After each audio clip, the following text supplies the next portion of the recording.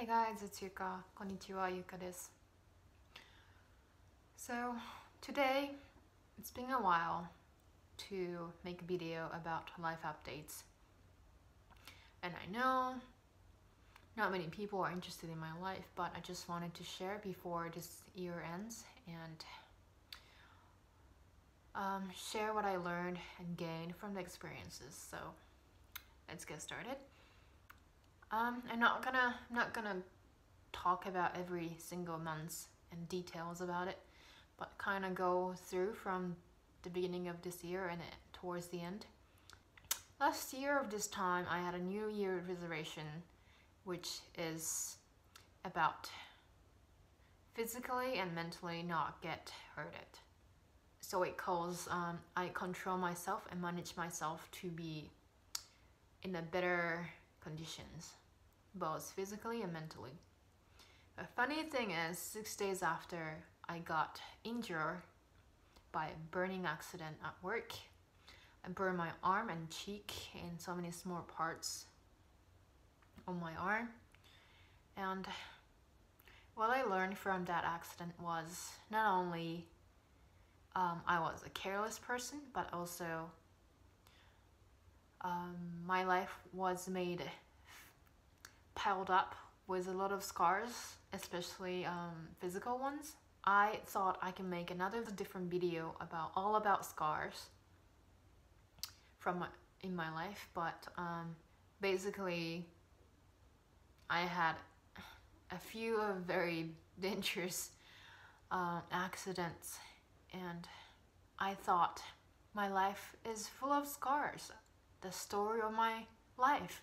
Not many people would have experience with getting injured by accident, and I don't think I have a lot, but when I look back on that serious accident, I realized my life has been full of scars, good and bad. And I used to hate having scars on my arm because it will probably stay forever. But now I can kind of getting like it, because whenever I look back at my scar, it will remind me what happened. And especially I got this scar in Canada, and I had to end the relationship with Canada soon after. So whenever I look at this scar, it reminds me how difficult year this was and how I managed to go through. So it's a good reminder scar, I would say. So I could be positive about it. And a few months after, I had another love relationship ended. I don't really still understand why we broke up, but my ex-boyfriend kind of changed my life. Change my life is kind of a big word, but changed my perspective in life, I guess. I was dating a guy from church, and he was less active. And when you hear less active, you don't really have a good image. But fortunately or unfortunately, depends on you, I had a similar value with him towards the church. So it was very easy to talk to, and didn't really need to hide everything about me and the relationship with church to him. So very, very comfortable relationship. And until I met him, I was very committed to church, and I was trying to be a church girl. But by dating him, I could realize how important it is to make myself happy, not make other people happy. So he does what he wants to do and what he feels fun. And when I was with him, I could have fun without worrying about judging by church people. So since then, I kind of changed perspective towards the church, and that doesn't mean like I don't have any more church friends or I don't hang out with church friends, but he kind of loosened my strict view to the church in a good way, and I now have a good balance. And for me, I have a good balance with church in my private life, because whenever something memorable happened, I always connect to memory to my testimony, which is a very churchy thing. So I have learned very good lessons from him. And of course I missed him for a little bit, but as I mentioned in a previous video, letting things go is very important. So I followed that, and very, very hard, because losing your best friend is very hard, especially when you can't really talk, hear, or meet. But those hard situations put you in a better coming up days. So yeah, I swear to myself like I don't communicate with him. It made me understand I have to move on. He's still my friend. I don't talk a lot anymore, but he gave me a lot of lessons. That was during the summer, and I met a guy by coincidence. Turns out now as my current boyfriend, he is very sweet, kind. I never met someone who is so generous, and I adore him very much. When I just met him, I was lost in life, because I was in between a situation whether I keep dreaming about going back to Canada or stay in Japan and do something completely different. And I couldn't really give up a dream to go back to Canada. I mean, I still can't, but since the visa situation has to be considered, and the coronavirus situation, of course, came across, and then I decided to stay in Japan. But I was lost in Korea because the first work I did was aviation job, and then I went to Canada and I was a baker. Something I learned, not being able to apply for permanent resident because I had to come home early, pushed me to decide a next job, something about the skill. So I wanted to have a licensed job, and I came up with the idea. It's a very crazy way to decide if I think now, but I listed up some ideas that I have kind of interested in. The preschool teacher, an IT worker, nurse, and vet nurse. So that 4 idea came out with me. And I went to the interview with preschool teacher and IT. I got offer from IT company. It was it seemed a very good company. They will pay me very well, and they will train me as a beginner. So it seemed a very good company for me to start something new. And I already gave up to become a human nurse because it will require me a few more years of schooling, and has to be good. So I already given up, and I finally decided for the 2 options: IT, which I got offer already, or a vet nurse. I went to a vet nurse interview. The doctor I met was very good and kind. he seemed understanding. So and also at the time my beloved dog was diagnosed with cancer, and something was telling me that I should be a vet nurse. Also, my boyfriend encouraged me to become vet nurse.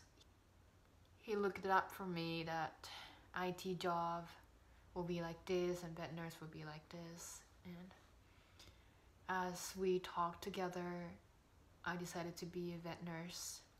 And also my entire family is medical family. My brother and dad is doctor, my mom is human nurse and midwife.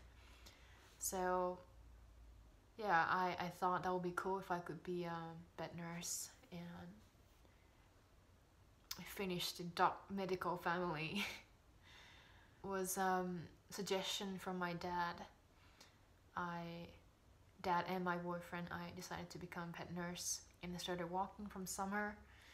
The first few months I didn't understand a lot of things, and because I had no relationship with helping animals in medical terms, so I didn't understand at all, and it was so hard not to make any mistakes, because you know a lot of mistakes when you're saving animals. So it was stressful for a very few weeks. I was complaining a lot about a boss. I almost tried to find a different workplace. Then my dog got diagnosed with cancer. She actually passed away yesterday morning. She lived until 14 years and 10 months. First cancer she got diagnosed was nose. So she went through chemos for 20 times, and for a moment she got a very damaged face because of the chemo, but she made it, and she looked completely fine, and her nose cancer seemed cured. And end of August, which was when I started vet nurse, she got another cancer on the breast. She got diagnosed with breast cancer. She was desexed dog, so I was surprised. I'm not a professor, so I don't know the connection with it, but I thought desexed dog won't be like that. So her second cancer on a different place got diagnosed, and we were very dark, because that was when her nose cancer got cured, and we were very positive about the future. But as soon after she got diagnosed with different cancer, and we kind of expected her lifetime will be within half a year for the longest, maybe could be a month, within a month. But she seemed very fine. She eats a lot of food. She's as greedy as usual. She walks fine, and her body doesn't really change. So we were not expected that serious cancer at the moment, but as her breast getting the skin got changed, the color got more reddish, and her breast got swollen, and it looked very, very damaged. So when the skin changed in an obvious way, we were getting worried about her cancer more seriously. Yesterday morning, she until the last minute, she fought very hard, and even though she passed away and can't help her anymore, But I was really glad before she dies, me and my dad could help her by doing IV. And that's when I felt my job was something worthy.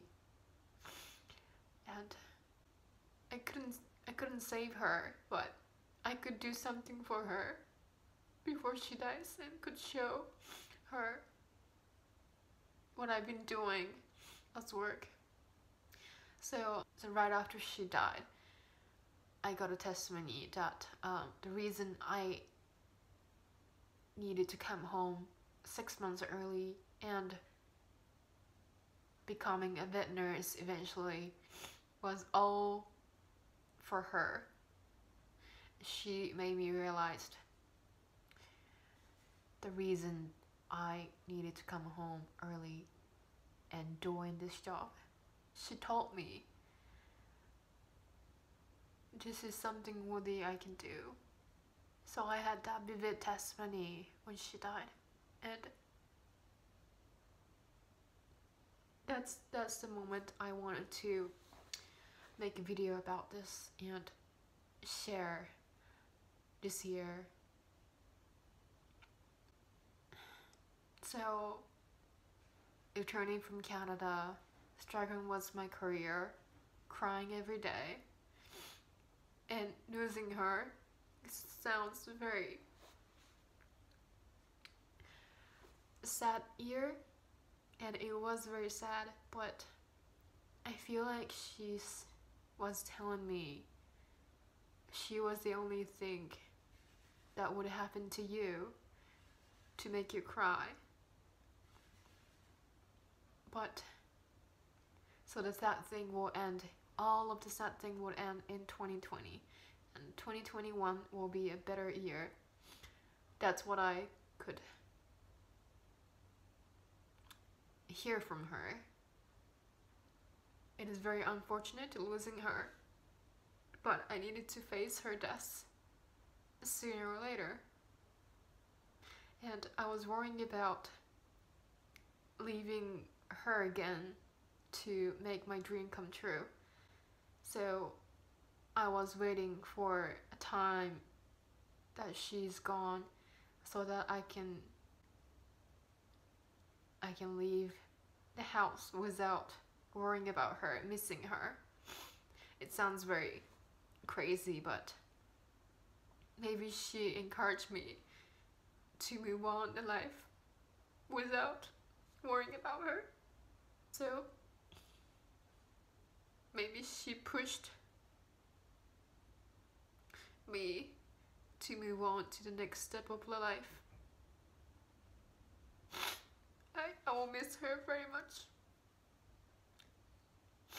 And I still feel like she's around there. She's gonna just bark for walk or food. I can still imagine that she's maybe sleeping downstairs, snoring on the couch, maybe waiting for someone to come home.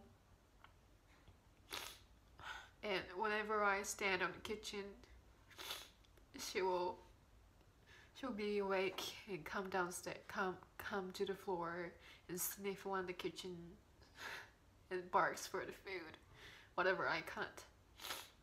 And I feel like she still does exist, but she doesn't. And it's so sad that I don't have her anymore. But with the testimony that she gave me, I am so grateful for her. And I'm very, very proud of her that with 2 different kinds of cancer she got through, she fought until the very, very last minute. And she left us such good memories. There's no regrets with her, because since she got diagnosed with breast cancer, I try to spend as much time as with her. And whenever I come home, from work, I always got excited to meet her, play with her, pet with her. So I don't have any regret, but I just miss her very much, and it will be not okay to be okay. So with all sadness, depressions, and changes that happened this year, very rough year, I would say, but at the same time I'm excited for the new year and new adventures, and hopefully coronavirus changes in a better way so that I can travel more. So my 2020 was like that. It will be a little sad to have holiday season without my dog, but I will look forward for 2021 and see what I will get for the next testimony. This is my 2020 life updates. If there is anyone who has involved in my life this year and my dog, I really appreciate it. So maybe I will make a video that is dedicated to my dog when I got some time off and my emotional got stable. So stay tuned for that. Yeah, thank you for watching, and I will see you on the next video. Bye.